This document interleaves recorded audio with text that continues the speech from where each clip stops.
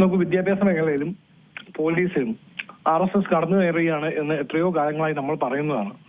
സംഘവൽക്കരണം, കാവ്യവൽക്കരണം അത് വിദ്യാഭ്യാസ മേഖലയിലും കേരളത്തിൽ പ്രത്യേകിച്ച് പോലീസിലുമുണ്ട് എന്ന് ആദ്യം പറഞ്ഞ CPI നേതാവ് ആനി രാജയാണ്. അന്ന് ഈ സർക്കാർ ഇതിനെ അംഗീകരിച്ചില്ല എന്ന് മാത്രമല്ല, സർക്കാരിന് ഒരു മൗനാനുവാദമുണ്ട്.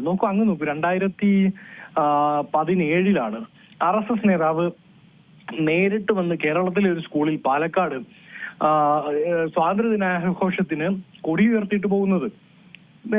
സൗത്ത് ഇന്ത്യയിൽ സാധിക്കുമോ? അല്ലെങ്കിൽ പ്രോട്ടോകോളുകൾ അനുസരിച്ച് അദ്ദേഹത്തിന് ചെയ്യാൻ സാധിക്കുമോ? നോർത്ത് ഇന്ത്യയിൽ എവിടെയെങ്കിലും സാധിക്കും? BJP ഭരിക്കുന്നോടത്ത് സാധിക്കാത്തത് കേരളത്തിൽ സാധിച്ചിരുന്നു. അന്ന് തന്നെ നമ്മൾ വിമർശനം ഉന്നയിച്ചാണ്. അന്ന് അയ്യോ അത് അറിഞ്ഞില്ല, അത് ഇന്ന നിയന്ത്രണമാണ്, അതാണ് ഇതാണ് എന്നൊക്കെ പറയുമെങ്കിലും വളരെ സൈലന്റായി, വളരെ ന്യൂട്രലായി ഇതിനെ അങ്ങ് സിംപ്ലിഫൈ ചെയ്തുകൊണ്ട് ജനറലൈസ് ചെയ്യാനാണ് സർക്കാർ ശ്രമിക്കുന്നത്. ഇപ്പോൾ എടുത്തിയതുകൊണ്ടും കേരളത്തിന്റെ മതേതര മനസാക്ഷി അതിനെ ചോദ്യം ചെയ്യുന്നത് കൊണ്ടുമാണ് ഇപ്പോൾ എനിക്ക് തോന്നുന്നു വിദ്യാഭ്യാസ വകുപ്പ് മന്ത്രിക്ക് സ്റ്റാൻഡ് എടുക്കേണ്ടി വന്നത്. ഇല്ലായിരുന്നെങ്കിൽ എന്താണ് ഉണ്ടാവുക? ഇപ്പൊ സ്കൂൾ അധികൃതർ മാത്രമല്ലല്ലോ, അധ്യാപികയുടെ മുമ്പിൽ വെച്ചല്ലേ ഇത് പാടുന്നത്. അത് ഇന്ത്യൻ റെയിൽവേ അവരുടെ എക്സിലടക്കം ഷെയർ ചെയ്യുന്ന അവസ്ഥ ഉണ്ടായല്ലോ. അപ്പോ RSSന്റെ ഗണഗീതം ദേശഭക്തഗാനമാണ് എന്ന കണക്കിന് ജനറലൈസ് ചെയ്യാനുള്ള ശ്രമങ്ങളെയും നോർത്ത് ഇന്ത്യയെക്കാളും BJP ഭരിക്കുന്ന സംസ്ഥാനങ്ങളെക്കാളും ഏറ്റവും കൂടുതൽ പങ്കുവഹിക്കുന്നത് കേരളമായി മാറുകയാണ്. എന്തുകൊണ്ടാണത് അങ്ങനെ? കേരളത്തിൽ അത് പോസിബിൾ ആവുന്നത് ഇവിടെ നല്ലൊരു സർക്കാരില്ലാത്തതുകൊണ്ടാണ്. അല്ലെങ്കിൽ അതിന് കൃത്യമായ നടപടികൾ ഇതിനു മുമ്പ് അങ്ങ് സൂചിപ്പിച്ച വ്യത്യസ്ത സ്ഥലങ്ങളുണ്ടല്ലോ. ഇപ്പം മലപ്പുറം ആവട്ടെ, അല്ലെങ്കിൽ ഞാൻ പറഞ്ഞ പാലക്കാടാവട്ടെ, അല്ലെങ്കിൽ മറ്റ് സ്ഥലങ്ങളാവട്ടെ, ഇവിടെയൊക്കെ കൃത്യമായ ആക്ഷൻ ഉണ്ടാവാത്തത് കൊണ്ടാണ്. അല്ലെങ്കിൽ എന്ത് ചെയ്താലും കുഴപ്പമില്ല കേരളത്തിന്റെ വിദ്യാഭ്യാസ രംഗത്ത് എന്നത് കൃത്യമായി കൺവേ ചെയ്യപ്പെട്ടിട്ടുണ്ട് സംസ്ഥാന സർക്കാരിന്റെ ഭാഗത്തു നിന്ന്. അതുകൊണ്ടാണ് ദത്താത്രേയ ഹോസ്പിറ്റലിലെ രാത്രി തലയിൽ മുണ്ടിട്ട് കാണാൻ പോയ ഏതെങ്കിലും ഒരു പോലീസ് ഉപമേധാവി ഈ രാജ്യത്തിന്റെ ഏതെങ്കിലും സംസ്ഥാനത്തുണ്ടോ? ഇല്ലല്ലോ. ഏത് രാജ്യത്തിന്റെ കോൺസ്റ്റിറ്റ്യൂഷൻ എടുത്തു മാറ്റി അവിടെ മനുസ്മൃതി കൊണ്ടുവരണം വെക്കണം എന്ന് പറഞ്ഞാലാണ് ദത്താത്രേയ ഹോസ്പിറ്റലാണ്. RSSന്റെ ദേശീയ വൈസ് ക്യാപ്റ്റനാണ്. അയാളെ കാണാൻ പോയ ഏതെങ്കിലും ഒരു പോലീസ് ഉപമേധാവി ഈ രാജ്യത്ത് വേറൊരു പോലീസ് സർക്കാരിന്റെ കീഴിലുമില്ല.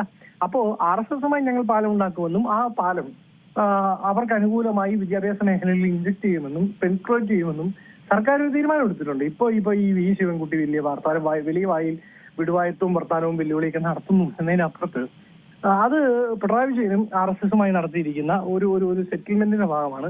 അവർ തമ്മിൽ നടത്തി വന്നിരിക്കുന്ന ഒരു തീരുമാനത്തിന്റെ ഭാഗമാണ്. ആ തീരുമാനത്തെ എതിർക്കാനോ അല്ലെങ്കിൽ അത് നടപ്പിലാക്കാതിരിക്കാനോ അല്ലെങ്കിൽ ഒരു ഗോഗോവിളി നായിക്കപ്പുറത്തേക്ക് എന്തെങ്കിലും ആക്ഷൻ എടുക്കാനോ ശിവൻകുട്ടിക്ക് സാധിക്കുമെന്ന് ഞാൻ വിചാരിക്കുന്നില്ല. ശിവൻകുട്ടി ഒരു പപ്പറ്റാണ്. അദ്ദേഹം ആ വിദ്യാഭ്യാസ മന്ത്രി സ്ഥാനത്ത് ഇരിക്കുന്ന ചാടിക്കളിക്കട കുഞ്ഞിരാമ എന്ന് പറയുമ്പോൾ ചാടിക്കളിക്കുകയും ഓടിക്കളിക്കട കുഞ്ഞിരാമ എന്ന് പറയുമ്പോൾ ഓടിക്കളിക്കുകയും ചെയ്യേണ്ടി വരുന്ന വെറും ഒരു പപ്പറ്റ് മാത്രമാണ്. അതേപോലെ തന്നെയാണ് ഇപ്പോൾ ഈ വിദ്യാർത്ഥികൾ ഈ ഗണഗീതം പാടിയതുമായി ബന്ധപ്പെട്ട് BJP നേതാക്കളുടെ ഒരു പ്രതികരണം. അത് എന്താണ്? നമുക്കറിയാം കേന്ദ്രമന്ത്രി ജോർജ് കുര്യൻ അടക്കം ആ ഓരോ വരികൾ എടുത്ത് പറഞ്ഞിട്ടാണ് ഇതിൽ എന്താണ് പ്രശ്നമെന്ന് ചോദിക്കുന്നത്.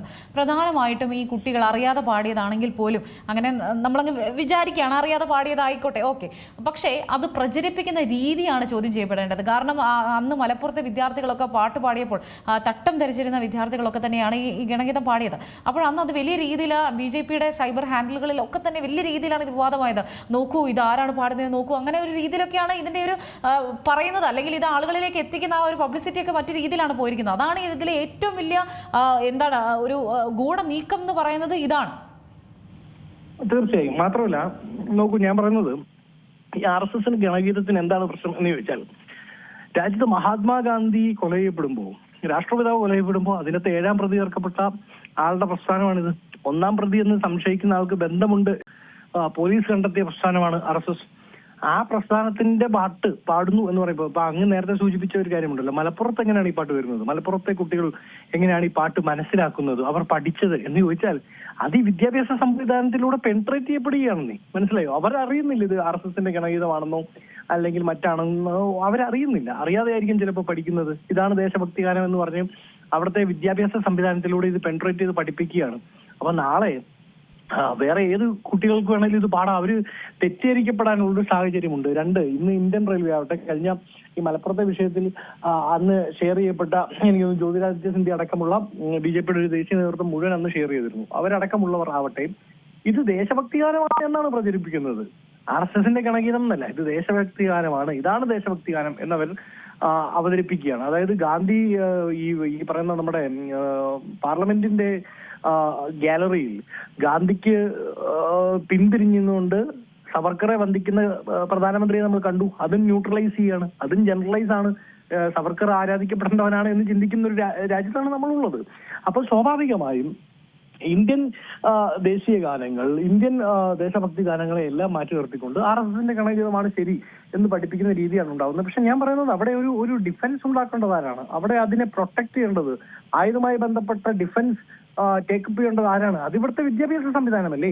ആ വിദ്യാഭ്യാസ സംവിധാനം ഇത് പെനിട്രേറ്റ് ചെയ്യാൻ വേണ്ടി, ഇത് കുട്ടികളിലേക്ക് ഒളിച്ചു കടത്താൻ വേണ്ടി, മാസ്ക് ഇട്ട് കള്ളക്കടത്ത് നടത്താൻ വേണ്ടി കൂട്ടുനിന്ന് കൊടുക്കുകയാണ് ഇടതുപക്ഷം ഭരിക്കുന്ന സർക്കാർ. അതുകൊണ്ട് സ്വാഭാവികമായി ആ വിഷയത്തിൽ കൃത്യമായ ഇടപെടൽ ഉണ്ടാവണം, ശക്തമായ നടപടി ഉണ്ടാവണം. ഇനിയെങ്കിലും അത് ഉണ്ടായില്ലെങ്കിൽ നാളുകളിൽ ഇത് ജനറലൈസ് ചെയ്യപ്പെടും, നിസാരവൽക്കരിക്കപ്പെടും, സാമാന്യവൽക്കരിക്കപ്പെടും. അത് നോക്കി നിൽക്കാൻ മാത്രമേ നമുക്ക്.